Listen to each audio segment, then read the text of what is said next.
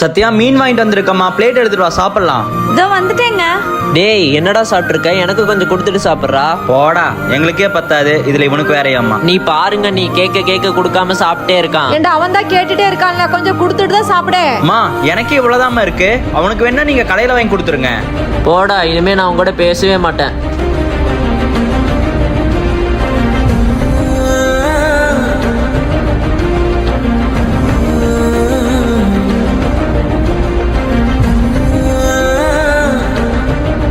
டேய் தம்பி, டேய் நாளைக்கு காலையில எனக்கு ஸ்கூல் இருக்கு, போடா நான் தூங்குறேன். டேய் உனக்கு மீன் வாங்கிட்டு வந்திருக்கேன்டா, சாப்பிடு. டேய் அப்பவே நீ என்ன இது சொல்லிதான் அழுக வச்ச, நான் திரும்பி அழுக விரும்பல. டேய் அப்பவே எனக்கு கம்மியா தான்டா இருந்துச்சு, இப்போ உனக்கு நிறைய மீன் வாங்கிட்டு வந்திருக்கேன், எந்திரி சாப்பிடலாம்.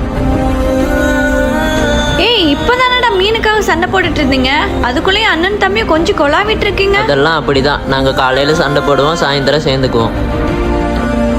எப்படிதானோ.